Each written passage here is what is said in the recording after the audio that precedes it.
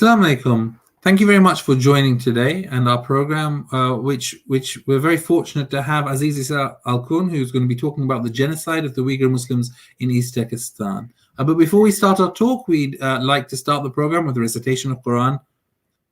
So let's start with that. أعوذ بالله من الشيطان الرجيم. بسم الله الرحمن الرحيم. الحاقة ما الحاقة وما أدراك ما الحاقة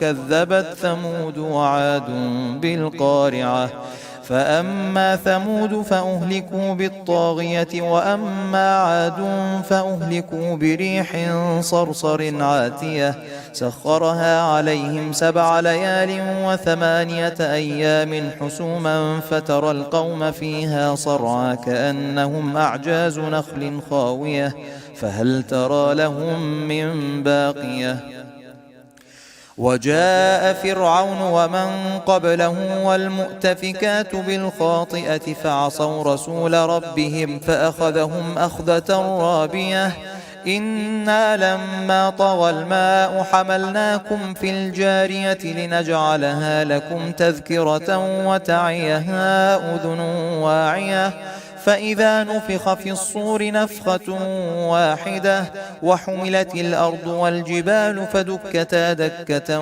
واحدة فيومئذ وقعت الواقعة وانشقت السماء فهي يومئذ واهية والملك على أرجائها ويحمل عرش ربك فوقهم يومئذ 8 يومئذ تعرضون لا تخفى منكم خافية فأما من أوتي كتابه بيمينه فيقول هاؤم اقرءوا كتابيه إني ظننت أني ملاق حسابيه فهو في عيشة راضية في جنة عالية قطوفها دانية كلوا واشربوا هنيئا بما أسلفتم في الأيام الخالية وأما من أوتي كتابه بشماله فيقول يا ليتني لم أوت كتابيه ولم أدر ما حسابيه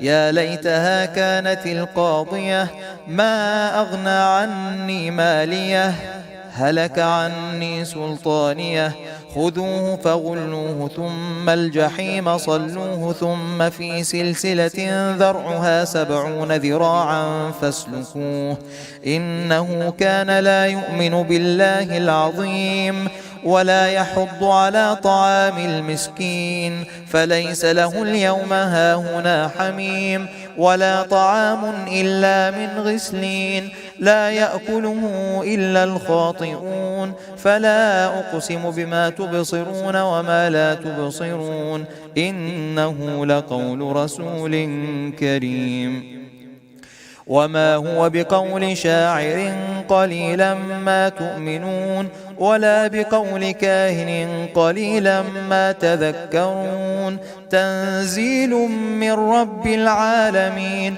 ولو تقول علينا بعض الأقاويل لأخذنا منه باليمين ثم لقطعنا منه الوتين فما منكم من أحد عنه حاجزين وإنه لتذكرة للمتقين وإنا لنعلم أن منكم مكذبين وإنه لحسرة على الكافرين وإنه لحق اليقين فسبح باسم ربك العظيم صدق الله العلي العظيم. Thank you very much for that beautiful recitation. Today we're very, very fortunate to have Aziz Isa Elkun, who will be speaking to us about the genocide of Uyghur Muslims in East Turkestan in China. Many of us will have heard about the genocide and the real problems that are happening there to Uyghur Muslims, but maybe haven't spoken to someone who understands it intimately and closely. But we are fortunate to have Aziz, who he himself was born in East Turkestan in the Uyghur Autonomous Region in China. He spent his childhood in the Shahyar County, which is located close to the Tarim River in the area. And he graduated from Xinjiang University, majoring in Chinese and Russian and languages. He's been living in London since 2001. He studied at Birkbeck University in London, and he's published many poems, stories, research articles in both the Uyghur language and in English. And he's co-authored English language articles about Inner Asia and in the Central Asian Survey. He worked as a research assistant on Sounding Islam China, a project based in SOAS, University of London. And in 2017, he published a Uyghur language research article arising from this fieldwork entitled "The Uyghurs Are Known in Central Asia for Their Laghmen." He's an active member of the exiled Uyghur community and a founder of the Uyghur music group London Uyghur Ensemble. Since 2017, he served as secretary of the International PEN Uyghur Center.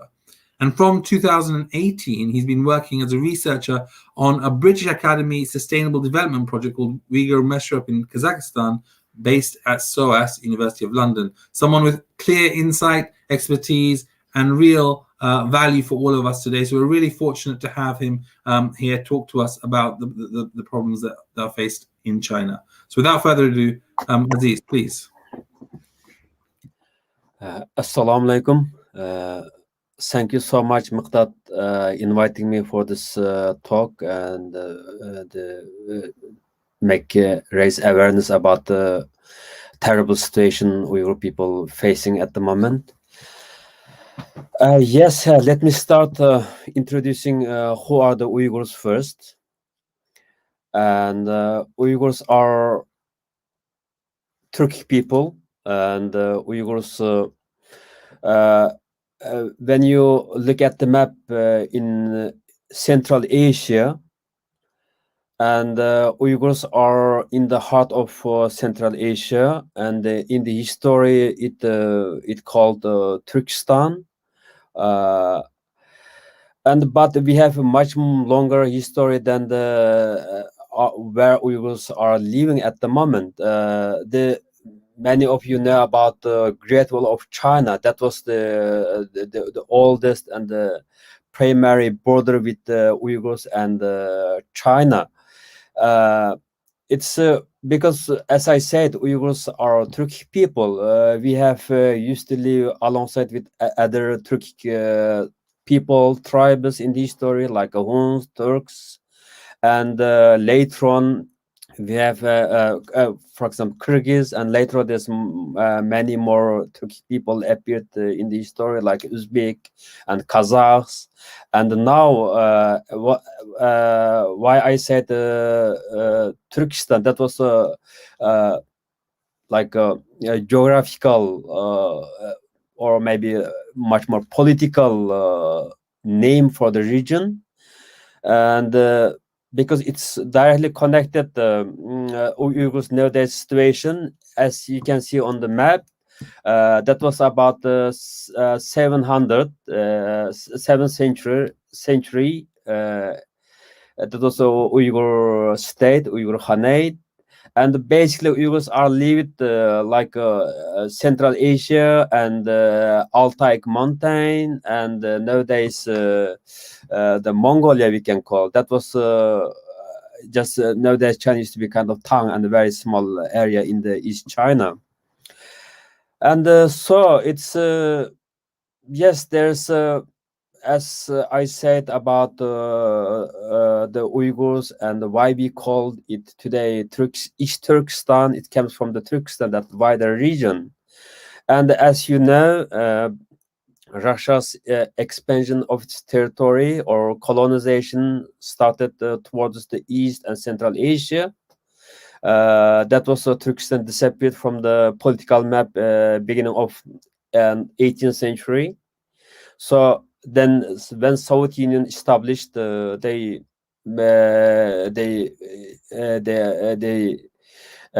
divided all the Turkic tribes and created new kind of Soviet republics like Kazakhstan, Kyrgyzstan, Uzbekistan. So basically, the Western Turkestan was disappeared, and Eastern Turkestan, which Uyghurs able to establish twice, and shortly lived East Turkestan Republic. And the Uyghurs still, because East Turkestan means a lot for the Uyghurs. When you can see from this map was designed, produced by John Barslow, a Scottish uh, uh, Scottish traveler in 1876. On the map, you can see E. Turkestan, and on the west, W. Turkestan, West Turkestan and East Turkestan. So basically, what I want to say here, I don't want to talk much about the deep down on the history, but I want to give you a kind of general picture. This was the Uyghurs nowadays fate, about not about today's genocide, but this is like Uyghurs became like in the last 100, maybe 200 years, just like a kicking ball between three large empires. The British Empire in the south, in the north, the Russians, and in the east, China. So you must be surprised if I say in Uyghurs announced actually in Kashgar in 1933, first time, Islamic Republic of East Turkestan, and it only lasted for 6 months. Uyghurs never stopped their desire, their inspiration to have national state. And yes, after the Second World War, and the politics turned quite ugly in Central Asia, and Russia supported communist China.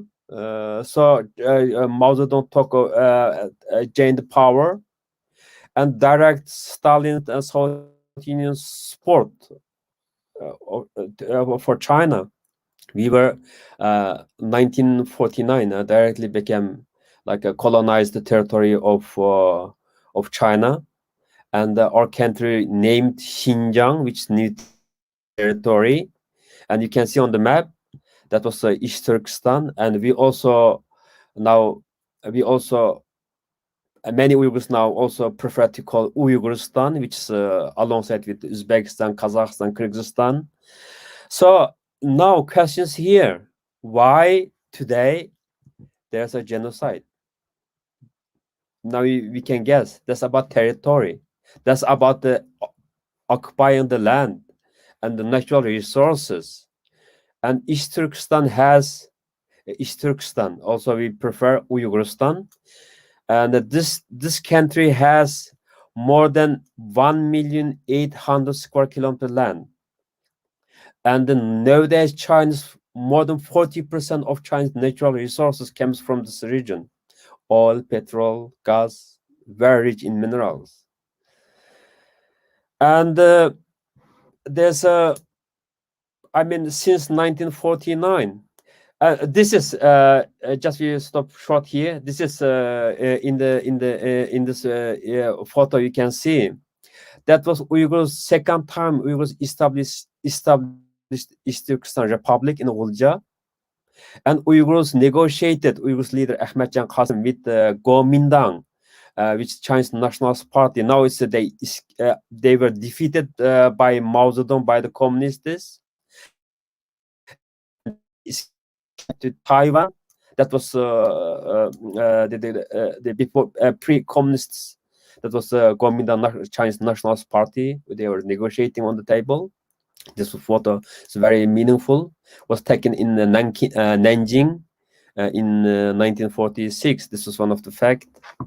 So now we are all aware. It's genocide is taking place now. We are talking about the genocide. Genocide is not only taking now. Genocide actually started as soon as Chinese communists occupied Uyghur homeland, Uyghur's country. First, they sent Wang Zhen, one of the Chinese nationalist general, and there's some official and unofficial, some evidential documents as well, and up to hundreds of thousands. Some of this resource source same close to million Uyghurs were killed, massacred. This massacre started until how do I say, until before end of Cultural Revolution. Actually, the hundreds of thousands of Uyghur intellectuals were imprisoned, or during the Cultural Revolution they were tortured to death, and or they sent through labor labor reform camps. And this is how they, when they sent their army in 1949, Barefoot Army. And on the right, there's also they sent from Shanghai. Now there's Shanghai. The female soldiers used to be a servant woman and sent to all criminals, all servant women to the to East Turkestan. So in short, there's statistics. In 1949, Uyghurs and other Turkic Muslims population were like around 4 million. Uyghurs are occupies more than 90% of all overall population. Only there's around 250,000 Chinese population or military or soldiers or families. Nowadays, they estimate that there are around 20 million population in East Turkestan, Chinese called Xinjiang. The official name Xinjiang Uyghur Autonomous Region. Now there's Uyghurs population are still 12 million, but there's the rest of the population are Chinese. This is we hardly trust any Chinese statistics. Regardless of that, there's at least there's 15 or 20 million Chinese population. So this is not about we can say the term of genocide. This is a demographic genocide, environmental genocide, cultural genocide, physical genocide. And just like it's difficult to find the right word, but we kept with spirit of gaining our independence, our so the new new communication technology like internet, social media developed very fast. So it became like a globalization, became like a no barrier for information. So it's very easy to get information. So now is Uyghur genocide became became through social media, through journalists, became known to the outside world. But before 1990s, every 10 years there's happens one mass massacre, mass killing. And when you look at this map, you can see East Turkestan, Uyghurstan, Chinese called Xinjiang. This is the largest territory you can see. East Turkestan has more than 13 surrounding countries, and it has a border with these countries, and it's in 19, as I said earlier, because it's all connected. 1991, so Soviet Union collapsed, and Uyghurs we became very inspired, and we really hope we'll be like a Kazakhstan or Kyrgyzstan or Uzbekistan. We will gain our independence from China. So there's this kind of Uyghurs are very well aware the own situation. We always treated as a second class. We never be treated kind of like as equal as mainstream Chinese or Han Chinese or Chinese citizen. Even we don't discriminate. The whole state policy is a kind of discrimination, inferior, because they cannot accept Uyghur culture. We all know Uyghurs we believe in Islam. We are Muslim. We are Turkic. Basically, we have nothing to share with 97% of Chinese population, which is more than 1 billion to at least 1,200,000,000 population. We have nothing to share, and there's a bit of misunderstanding in the West. Yes, this is genocide is taking place, but this is not coming up today or yesterday. This is, you can imagine a country like imagine, for example, like in the 1991, for example, Iraq invaded Kuwait, and the US and the Western or NATO ally, and they liberated Kuwait. Our situation is just like it is. For example, like our country occupied, fully occupied, with support of Soviet Union in 1949. And now there's a lot of stereotyping in the media. Yes, Alhamdulillah, we are Muslim. This is our only faith, and overwhelmingly, more than 97%, 99% probably, we all believe in Sunni Islam. But when it comes to politics, the media or some of the country also misusing and overwhelmingly stereotyping Uyghurs, Uyghur Muslim. We really want to be called like Iranian, like Turkish or Uzbek. We are as normal as many independent nation. Only we can't gain our independence back from China's occupation. So it's not much more than about Islamic faith. It's about politics, about land, about one country's fate.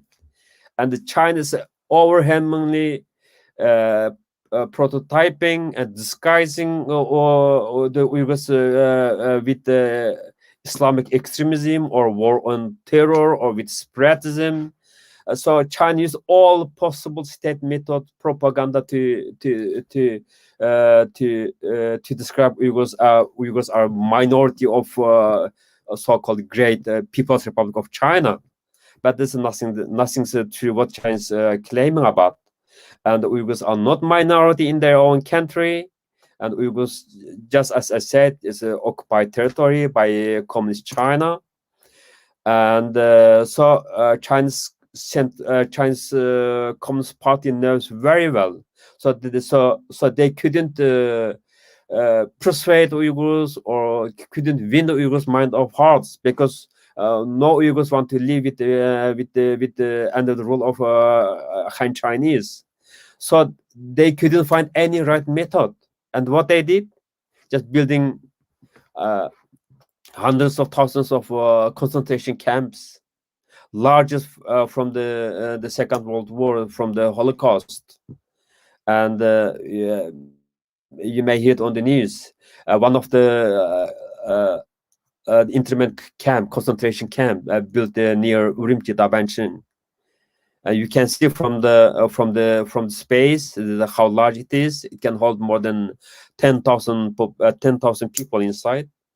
So any Uyghur, this kind of this is not about only about Islam.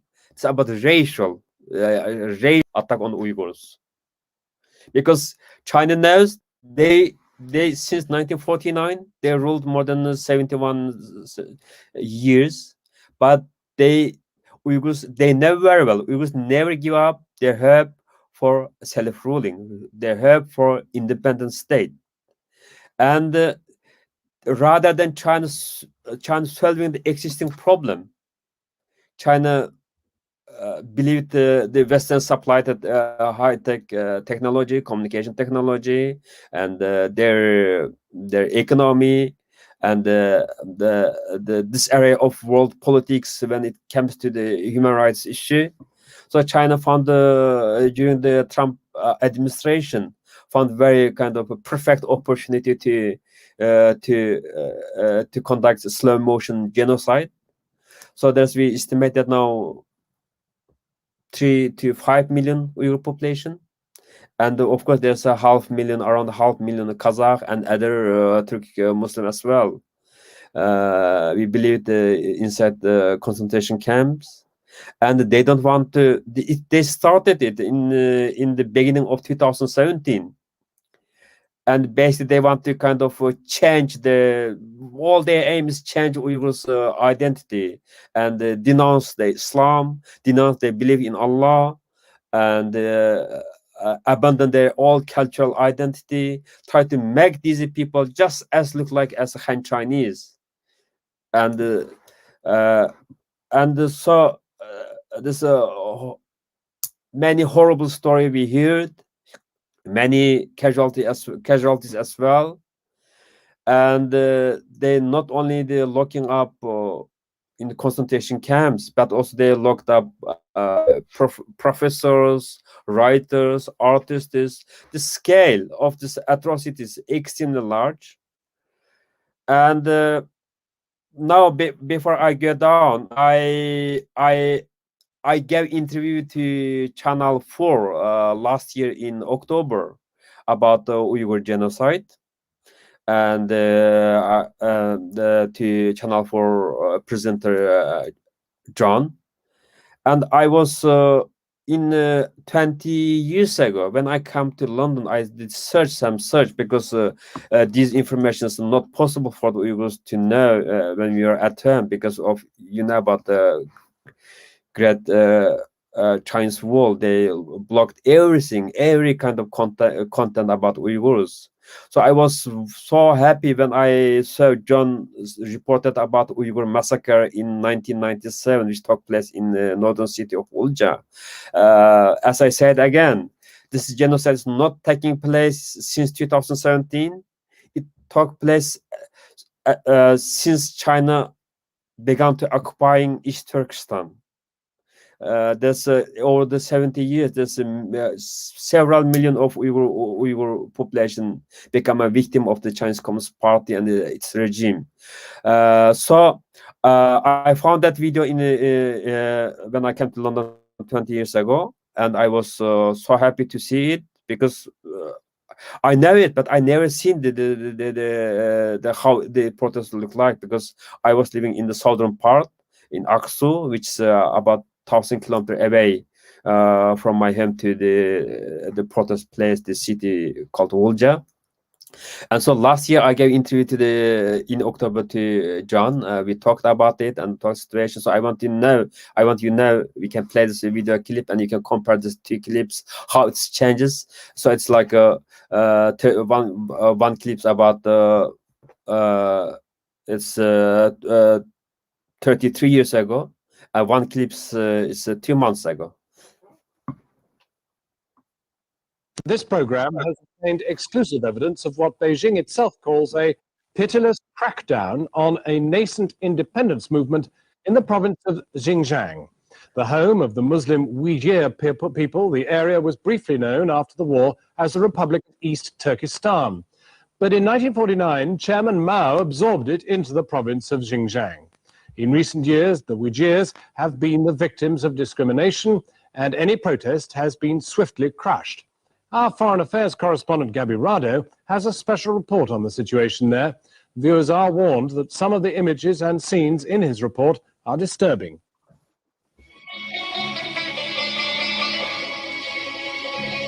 In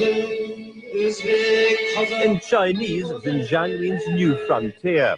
But for many, this is Eastern Turkestan, one of the ancient lands of the Silk Road. Though Beijing has long claimed its many ethnic groups live together in harmony, the largest of the Muslim people in the province, the Uyghurs, are now asserting their identity and challenging the Chinese government.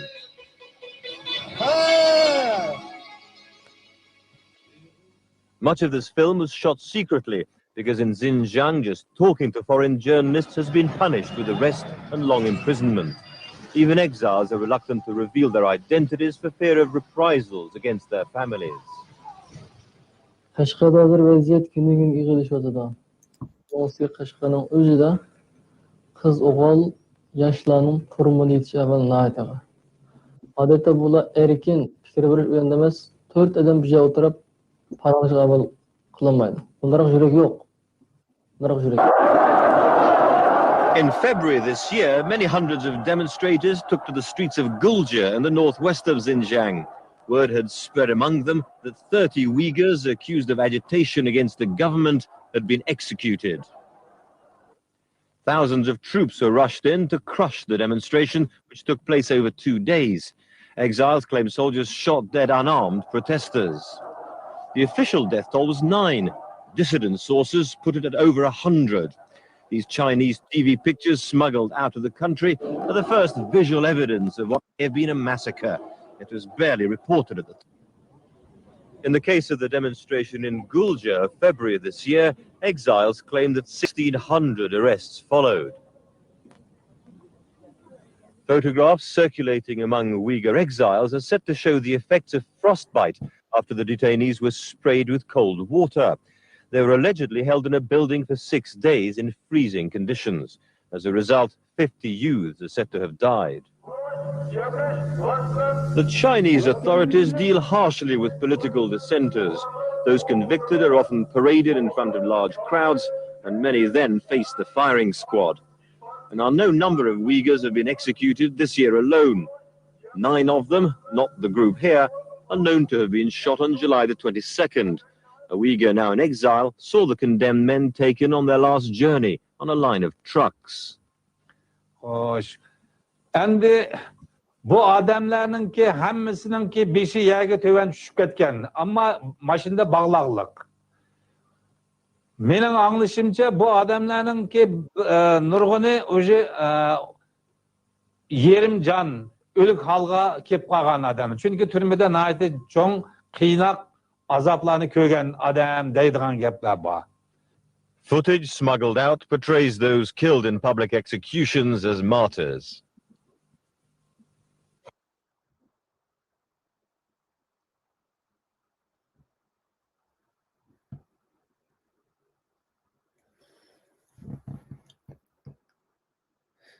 So this has happened 33 years ago in 1997. Now there's my interview to Channel 4 on 1st of October 2020. So earlier I spoke to Aziz Isa Elkun, a London-based Uyghur academic and activist. I started by asking for his reaction to the Chinese ambassador who said there was no Uyghur repression in China. That's not true. This is the nature of Chinese embassy or ambassador keep lying about everything, even though there's a whole world approved there's a genocide taking place right now. It's very, very difficult for us to get information out of the Uyghur region. Can you tell us what you know the Uyghurs are going through? I mean, I know your mother is still there, and tell us about her. Yes, it's a very tragic story. And whenever I think my people, the Uyghurs, and especially about my mother, and I could not bear it. My mother now 78 years old, widowed. My father died in 2017. I found my father's tomb on Google Earth, and it was destroyed by the Chinese regime. And that was the reality of my family situation now. Is it true that the Chinese authorities managed to get your mother to denounce you? Yes, after I gave interview to CNN last year, and yes, my mother brought in front of the TV, which is from Beijing to my home, probably about 4,000 kilometers away. If you had the chance to speak directly to the Foreign Secretary, for example, what do you want the British to do about the Uyghur crisis? I would like to ask British government has a responsibility because British government is a member state of the United Nations Security Council. This is a human tragedy. We can call this a genocide taking place now. So British government must do save the innocent life. This is not something comes up today or yesterday. So Uyghur problem must be solved. Uyghur problem is about the world problem. We are part of the world community. There's no such a thing, Chinese internal affair. Uyghurs are part of human being, part of this world. The world must take responsibility to save Uyghurs' life.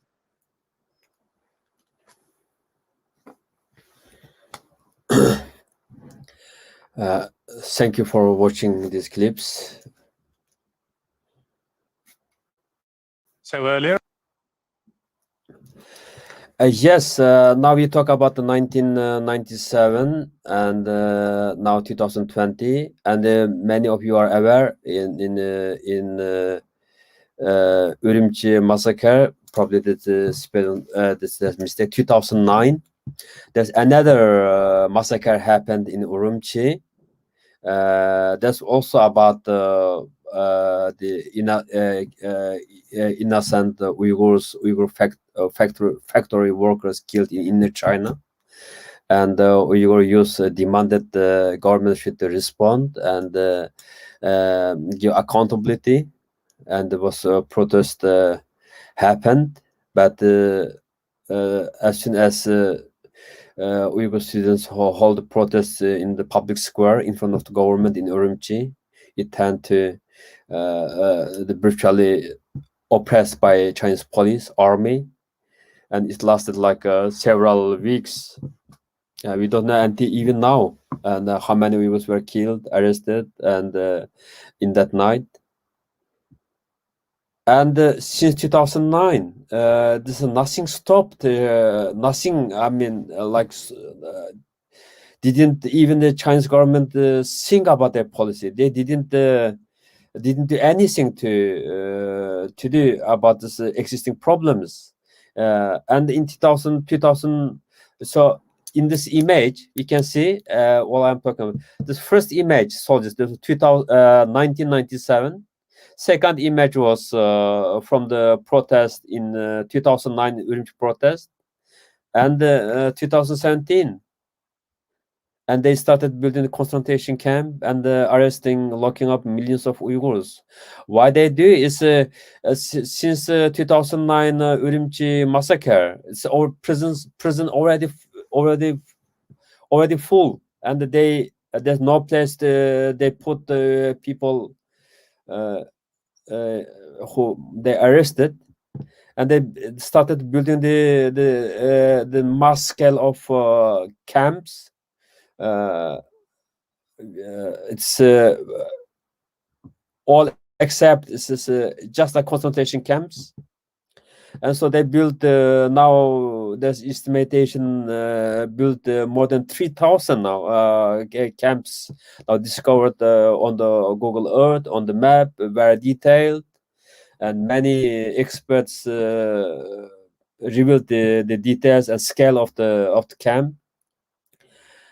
And usually the camp situations are awful and very crowded, and there's no kind of personal space, anything. Usually 30-40 people sleeps together. There's many testimony given to the media, given to the US Congress, many in the European Union, UK Parliament. So there's a lot of evidence now. And not all about adults, grown-ups. There's also we are estimated at least more than 1 million Uyghur children are separated from their parents, and keep them in the so-called a boarding school. But what they do, all the program, all their aim is try to like change Uyghurs' ethnic national identity. As I said again, Uyghurs, we don't have to share anything with China, with Han Chinese. They are very upset about it because no one brought them, no one welcomed them to come rule us, occupy our land, and now they are not satisfied for that. They need that land, but they don't need Uyghurs because they don't want Uyghurs to be claimed back their territory. That's a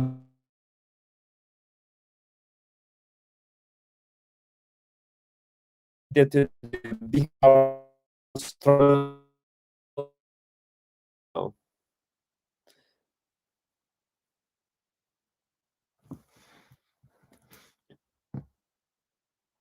And in this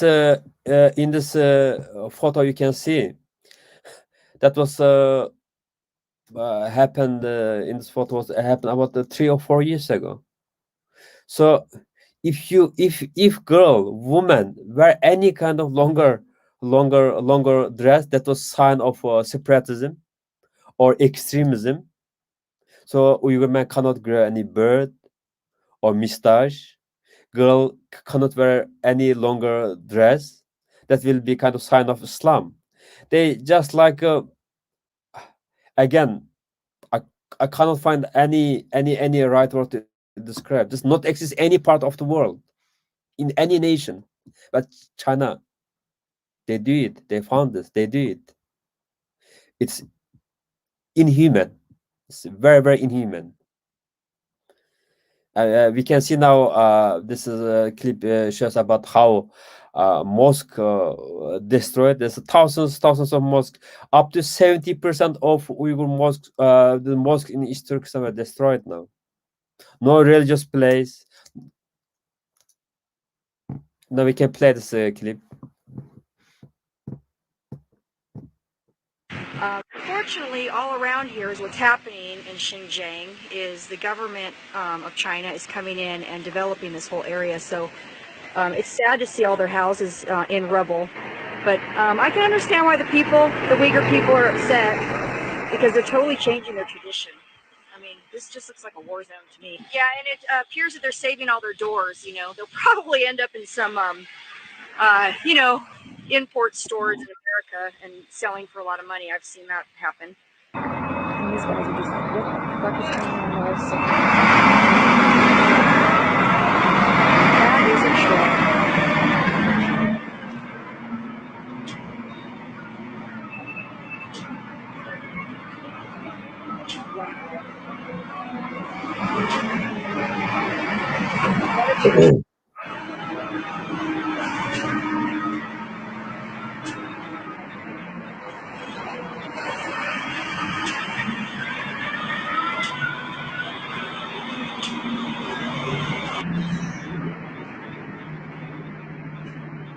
Very disturbing.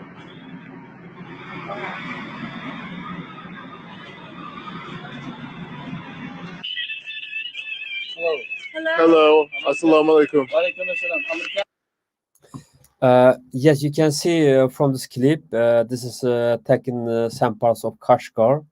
How we can see how the mosque being destroyed. So this is a scales very large, and there's like Michael Tursun and many the former camp survivors. They gave testimony. It's widely available on the media. So this is scales very large. It's like a kind of slow motion genocide in every aspect of Uyghurs' life, systematic genocide. And this, as I said, there's the East Turkistan territory is 1,800,000 square kilometer land. It's very large territory. If you compare, we can compare like it's bigger than whole Western Europe, or 7 or 8 times bigger than United Kingdom. It's very large territory. So I mean the populations, yes, population is very large. It's much higher than what China is reporting about Uyghur's population. So scale is very large, and China tried to. There's some sanctions now came up from the Washington, and there's a lot of talk in the European Union or UK, but not much real action coming from Western governments to stop China's genocide, because we all know China has a large economy, and producer became like one of the cheap producers of the world. So lots of kind of economic and the interest related to the many Western countries. And on the other hand, on the ground, so the scales were large. We are talking about 3 to 5 million Uyghur population in the concentration camps. So China tried to not the outside world know the atrocities. So far, Chinese government not allowed any UN special investigator go and report and investigate. Rather, they try to hide their hideous crimes against humanity, which the last days of the Trump administration, Secretary of Pompeo announced the last day, formally announced China's committing a genocide against Uyghurs. It's crime against humanity. So on the ground, China is kind of try to hide the crimes. They not anyone leave from the country. They not give allowing anyone to leave the country. Not giving passport, anything. Even I myself now more than 3 years. I don't know hundreds of my relatives, my mother. There's no communication. Everything became incommunicado now. We don't know our loved one's situation. And a very, very desperate situation now. So what Chinese aim now? They try to hide the crimes. They want to kind of the lockdown that whole region, and they want to kind of so-called kind of building kind of cheap light factory like textiles or shoemaking factory or food process, and just build next to the camp, and just like okay, they are living happily now. They just like a claim, and they not anyone leave from the camp, from the factory. They're just like hostaging again about the 35 million Uyghur population, just using them as such. They are trying to reach 2-3 different aims. First, they want to try to hide their atrocity, not allowing any Uyghurs leave from the region or talk to the any free media. Second, they keep them as a forced labor, slave labor, and keep them there as long as they can, that they will be forget all the atrocity they were experienced. Third, of course, slave labor and the cheap labor. There's many thousands of Western famous companies. The product is all produced in China with Western technology, Western money, Western investment, and they are using the Uyghurs as a slave labor, and many of them were transferred directly from the camp to the inner China factory inside inner China. And so there's me, even the UK government, even the US government now put a sanction, stop importing any kind of cotton products. Some of the clothes, some of the for example, we can see, regardless of that, there's statistics. Actually, Europe and US imported even more products than any other year in 2020. So this is like we in the European politics, in the world politics, we say never again for the horrible history of Europe about Holocaust. But this is in our own eyes. Now Uyghurs became the victim of the never again, and this tragedy must be solved. And Uyghurs' faith, Islam, Uyghurs' identity, Uyghurs' tradition, Uyghurs' language, everything now being destroyed, became like a part of the Chinese genocide policy. Became so it's need to be stopped. World must stop China. The world must hold accountable for China, and for the this is a humanitarian tragedy. This is a tragedy. This is for the human beings of the century. So, and I want to say here, unfortunately, there's many Muslim countries like or Muslim majority countries like Pakistan, Iran, Turkey, Egypt, Saudi Arabia. They are very good friend of China. They are benefiting from China. They are not never even talking about the Uyghur genocide. Actually, they are supporting China on this issue. So we are very bitter about this world. So we cannot say this is only the Muslim problem. That's why I'm saying this is if you are human, that's your problem. You must stop this atrocity. You can do everything you can. You can write to your MPs. You can talk to your community. You can talk to the politician. And this gets very large, and we have to stop it. I have to stop here now. Thank you.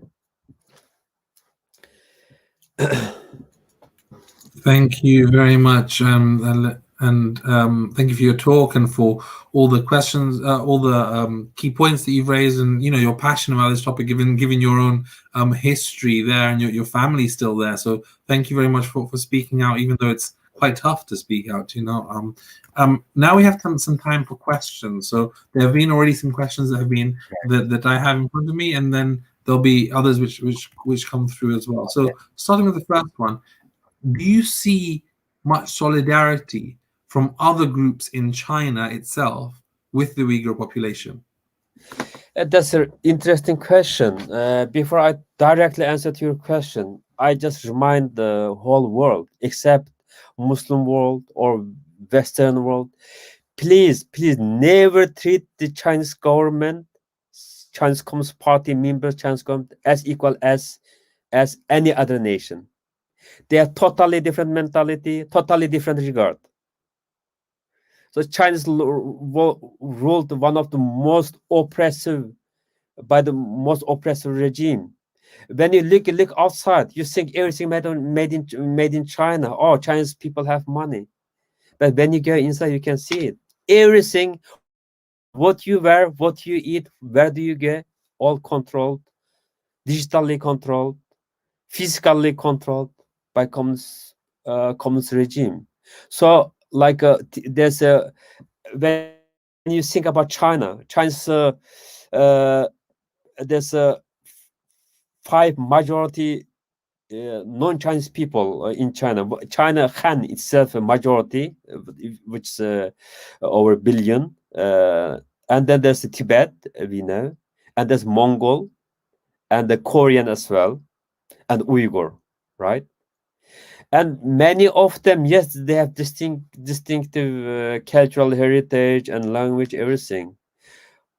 But Uyghurs are one of the most significant. So they produce many technology like surveillance technology, facial recognition.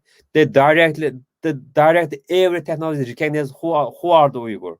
Even if we walk on the street, they automatically the police know they are Uyghur. They get a racial profile to everything. So I mean, the Tibetan people are also very, very oppressed, and so there's no sympathy, anything from the inner China. Actually, the majority of population, as I said, there's over 1 billion population at their hand. They're supporting the regime because the regime feel enriched itself with Chinese nationalism. That's the problem there.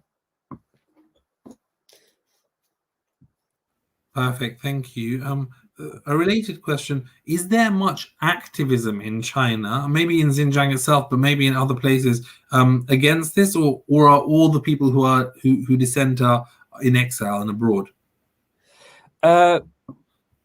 It's difficult to say exactly, but there's many many Uyghur intellectuals 4 or 5 years ago or 20 years ago, like myself, or even 30 years ago, we left. We know it. There's no peaceful resolution unless the Beijing shouldn't regard Uyghurs or East Turkistan as a colonized territory. We have rights to claim. You cannot oppress us like this. This is the clashing point.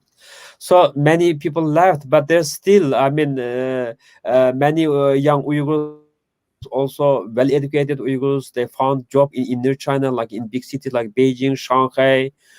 So they still live there. And Uyghurs, as I said, Uyghurs as normal as any other nation in the world. Only we have no country, it's a large population. But we cannot say at the moment exactly, because very, very tight security surveillance. And we can see some of the video clips, some of the kind of short messages we can still receive through various social media, like a Chinese social media app like it is. But very, very strictly control the information, the communication, everything. Thank you. You mentioned that the Uyghur population is very different to the rest of China. It's separate in its language, it's separate in its culture, and it's really a separate nation in all its forms, really. Right. With that in mind, how has there been much engagement or interaction between the Uyghurs and the rest of China? Do a lot of the Uyghur population go to the rest of China regularly? Like you mentioned, some who go to university, do some go to work? Like, what is that interaction like? So interaction is this is a very good question. Interaction is very, very less, because any Uyghur in East Turkestan we don't regard ourselves we are part of China. Never. It only happened in the 2017. That's why this they started about the concentration camp. They couldn't persuade, couldn't win Uyghurs' heart of minds to be kind of patriotism, love China. Go away. We don't have nothing to share with you. All the atrocity you committed, can you forget it in the last 70 years? You occupied our territory and killed us, take away everything. And we have to love you, we have to live with you in peace? No way. We have to first admit you are colonizer, you are oppressor. We have nothing to share, nothing, we have to accept your rule. That's what's like exactly how do you believe about Tibet, exactly you have to believe about East Turkestan, about the Uyghurs. So it's like there's like no interaction. And another one point I want to say, geographically, this from Beijing to East Turkestan, there's at least 4,000-5,000 kilometers, and between them this natural border, the desert. So like no Uyghurs where I myself, before I leave East Turkestan, I never been to Beijing. I never been to any in the China. I never. I myself, if anyone said, "Are you Chinese or are you from China?" I upset so much. I have nothing to do with you. Forget about your politics. You cannot change one nation over you ruling for 70 years. Look, Scotland ruled by 500 years. They want to get independence. Look at the whole world history. We are one of the civilized people in among the Turkic nation. We have so much we created in the history, for civil society, culture, everything. So, that's what China fear about. That's why they built the Great Wall of China, and now they want to pursue the genocide against Uyghurs. Thank you. So again, two follow-up questions or related questions. One is, how much of the Uyghur population actually speak Chinese or Mandarin, like, or a different language, or is it all speak the Uyghur language itself, or do a lot of them, or none of them, or a small population? And the second question related to that is, those Uyghurs who actually live in Beijing or in other cities in China, can they live and practice their faith freely, or do they also risk being put in the camps and stuff, or have they, because they've already got into China and they've already got, so it's not the same? Yeah. Okay, I go for the first question. Uyghurs are a Turkic people. We are Sunni Muslim. We are very devoted Muslim, and we have almost there's statistics. We are one of the nation in the world. We have less Christianity or less any other religion. We are very devoted Muslim. And we have many Islam scholars as well, like in Islamic civilization, Islamic culture. Bukhara used to be one of the center, and Kashgar used to be one of the another center. So we have also culturally, we are very close to Central Asia, Turkey, and Iran, and India, Pakistan as well. So after we converted Islam in the 10th century, we adopted the Arabic-based script, alphabet. So we write in Arabic, modified Arabic Uyghur script. And so it's like, I'll just show you very quickly.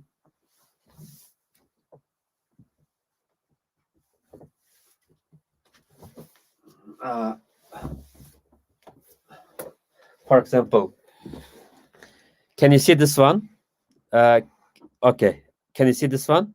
Yes. Can you see Şarkı Türkistan, yani Türkistan el-Şarkıye, azatlık yolu da izniş, the exploration, the possible way towards the independence. Okay, that's a kind of thing. And when you look at this, can you see? This is a Uyghur script. Arabic, okay. Arabic, yeah, this is Uyghur script. So that's the problem. Now you understand. This is not something China described Uyghurs are minority, something is part of, nothing to this, all lie or pure lie. Okay, this is whole so this is a kind of so they are very frustrated about, because only they wholesale attacked on Uyghurs when they have a stronger technologically, financially, military, when they feel themselves stronger, they now wholesale attack on Uyghurs. They couldn't do it in the last 70 years, right? So, I mean, I myself, I graduated from university, so I was able to, when I graduated university, I was able to write about 3 or 4,000 Chinese words and able to produce a simple article in Chinese. That was my level. Okay, so in statistics, there's at least in 20 years ago, more than 95% Uyghur population, they don't speak Chinese. They speak in mother language or the Uyghur language, Turkic. And now, since 2000, since year 2000, they closed down all Uyghur language schools. For example, I myself educated from year 1 to year 11 in Uyghur school. Even at the university, some of the subject was in Uyghur language, right? Now they're not allowed any Uyghur language education. So that was one of the nightmare, one of the desperate situation now. We lost one generation already, 20 years now. So like any Uyghurs whose age under 20 or 25 years, they all speak Chinese now. But they will also grow up bilingual. They're also very fluent in Uyghur. And so like now we don't know exactly, but probably 50% of the Uyghur population now, I don't know how fast they pursue this genocide. We don't know yet, but we will stop it. And second question, Uyghurs in Beijing or Shanghai, inner China, their number are very, very, very few, very, very small number. So we cannot do any kind of statistical, but they are, yes, they are free because there's another Muslim. Please don't mix with the Uyghur Muslim and the Hui, Chinese Muslim. Chinese Muslim is called Hui. They speak Chinese. They are just like Chinese people, but they have Islamic faith. As they are the part of Chinese. So there's lots of mosques in like Ningxia, Tianjin, many cities. So Uyghurs go there and alongside they do pray. But Uyghurs are again racially profiled in inner China. Uyghurs cannot stay in the hotel or go to any public place. The Uyghurs in that will be buried or arrested because there's a whole China, this kind of policy. Uyghurs are just like an alien for them. Or they are terrorists, they are the extreme, this kind of the direct, the deliberate state policy applied all throughout China now. Okay, thank you very much. Quite a few questions have come in. Okay. Quickly, if we can try and keep the answers a bit shorter. I know you are, but don't worry. I'm happy to answer. It's very interesting to people engage and ask questions. I'm happy to answer. Okay, great. So one is there's a flag behind you. Right. Can you tell me about? Can you tell us about the flag and its history? Just the blue flag with the yellow. Yeah, that's good. This flag is. I'm glad I deliberately put it today. Actually, so you have to see wherever I just take the flag. This is East Turkistan flag, and I mentioned earlier, and Uyghurs are Muslim. This flag used to be kind of, even when you the Uzbekistan state sign, right in the middle this flag, and even the Turkmenistan. In Turkmenistan, the Iraq Turkmen, they have also this flag, blue. This flag is like Turkey has nowadays red. This flag, the kind of symbol of Islam, of course, in the middle. But blue is blue sky. We used to be kind of believe in sky god like Tengri. So comes like combined with the Uyghurs' national ethnic identity and Islam. So in 1933, and in Kashgar, we first established the Islamic Republic of East Turkistan, and we designated, our ancestors designed this flag. It's flag of East Turkistan. And in that was in the 12th November in 1933, and the 12th November in 1944, second time we established second republic, Republic of East Turkistan this time. But all was betrayed by Stalin, by Russians. We were first part of China, and the rest we were colonized by communist China. Perfect. Thank you very much. Related to that is how are the relations between the Uyghurs and other oppressed minorities in China, like those from Tibet or Taiwan or other areas? This is this Good question, but it is quite difficult to precisely to say. Collaborations are happening in abroad, in outside China. For example, I have many good connection with mostly about Tibetan people, some of the Mongol people, some of the Taiwan as well. But it's like very large territory. This is China's very quite big in by territory, and for example, from East Turkistan to Tibet, at least you have to travel very harsh climate, and they're never kind of connected to each other because about the faith. We always believe in Islam, Tibetans are Buddhist, and Taiwan's farther. It's just kind of, I mean, it was some connection with the Hui Muslims, but not much. But the rest, we would be geographical, this very isolated region. So we are much more close to Islamabad or Istanbul rather than anything with Beijing. This is again, I want to assert this is a kind of wholesale of occupation and colonization happened in the last 70 years. So not much communication contact, but we have much more strong communication contact supported by all our ethnic kin people like Uzbekistan, Kazakhstan, Kyrgyzstan, even Pakistan, even Turkey. We are much more towards the Turkic and Islamic world rather than the East, towards the China.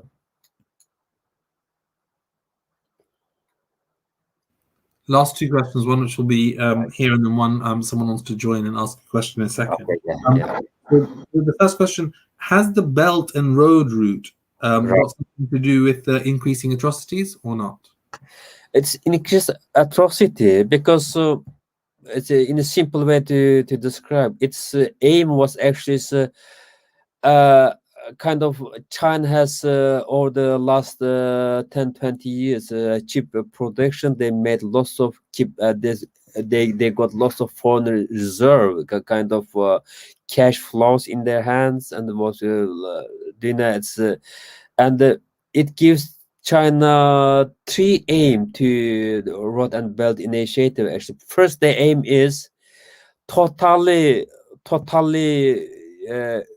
re-engineer the Uyghurs, total assimilation, total oppress in East Turkestan, and make the hub East Turkestan kind of passage towards the Road and Belt. This was initial aims, and much more the target was about Islamic world. Like first they target Pakistan. Almost they bought many cities of Pakistan, and their aim was towards Islamic world. Any support comes from the Islamic world or Turkic world. The Chinese Road and Belt targeted them. They bought Kyrgyzstan, Kazakhstan, Uzbekistan, Pakistan, Iran, now Turkey. So that's why these countries muted Road and Belt. Billions of dollars they're spending. Giving these countries, and that was second aim. Third aim, of course, China want to assert they are the kind of their own influence, mostly towards Europe and the US. That was now will accept or will counter. That was depend on the Washington's policy. That's what trade war started. That so the rest China already already won in Asia, and only now the West also have very few allies left, like only India and Japan. And how long? I mean, it depends on the big world politics, especially about the unity US and Europe, but. Regardless of U.S. government's call and human rights organizations' call, now Euro signed already special investment deal with China already before a few weeks ago. It's I don't know how will the world allow China such an awful country committing a genocide and allowing and doing a business as normal. I just couldn't believe it. Where their principles are lying at them. Thank you. And final question from Zaid, if you can come on. Thank you very much to you both. China at the moment seems very powerful. It's in a dispute with the UK over Hong Kong.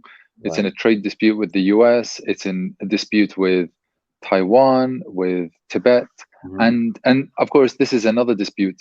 I mean, what realistically can the UK government do to put pressure on China? It's yes. When you see outside about the economy, many people think about China strong, but when you look inside, when you read their psychology, their inner world, they are very, very weak. That's very weak nation. That's very weak nation. That's why they set up all the Chinese internal security is 2-3 times higher than the external security expenditure or military. So UK as one of the old world power, also the one of the Five Eyes country, and also UK is United Nations Security Council member state. So lots of card UK government can play.